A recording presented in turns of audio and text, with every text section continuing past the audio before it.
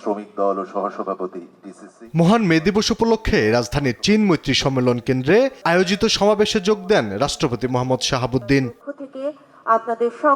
ভাষণে রাষ্ট্রপতি বলেন, শহীদ রাষ্ট্রপতি জিয়াউর রহমানের ত্রিপক্ষীয় শ্রমনীতি ও সংস্কার দেশে শ্রমকল্যাণের ভিতকে শক্তিশালী করেছে। তার উদ্যোগেই অর্থনীতিতে বৈদেশিক মুদ্রা প্রবাহের নতুন যুগের সূচনা হয়, যার ধারাবাহিকতা ধরে রেখেছিলেন সাবেক প্রধানমন্ত্রী খালেদা জিয়া। আজকের এই তাৎপর্যপূর্ণ দিবসে শ্রদ্ধার সঙ্গে স্মরণ করি বীরোত্তম শহীদ রাষ্ট্রপতি জিয়াউর রহমানের শ্রমজীবী মানুষের প্রতি মমত্ববোধের কথা।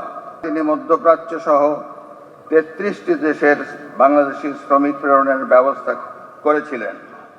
এই উদ্যোগই পরবর্তীতে বাংলাদেশের অর্থনীতিতে বৈদেশিক মুদ্রা প্রবাহের নতুন যুগের সূচনা করে। আজ যে রেমিটেন্স বাংলাদেশের অর্থনীতির প্রাণশক্তি, তার ভিত্তি স্থাপন করেছিলেন শহীদ প্রেসিডেন্ট জিয়াউর রহমান। রাষ্ট্রপতি জানান, কর্মপরিবেশে শ্রমিক মালিকের পারস্পরিক আস্থা, সম্পর্ক ও সহযোগিতা গুরুত্বপূর্ণ। এতে উৎপাদন যেমন বাড়বে, তেমনি অর্থনীতি গতিশীল হবে। সরকার প্রতিশ্রুতি অনুসারে শ্রমিকদের কল্যাণে ঘোষিত কর্মপরিকল্পনার সবগুলোই ধাপে ধাপে বাস্তবায়ন করছেন। শ্রম খাতে শিল্প সম্পর্ক বজায় রাখা ও শ্রমিক মালিকের অধিকার নিশ্চিত করার লক্ষ্যে ট্রেড ইউনিয়নের কার্যক্রমকে উৎসাহ প্রদান করতে এই সরকার সচেষ্ট।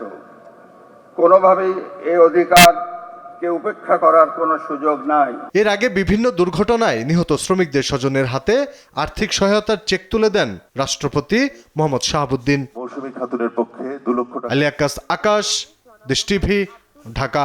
স্ত্রী জনাব রাবেয়া মনি।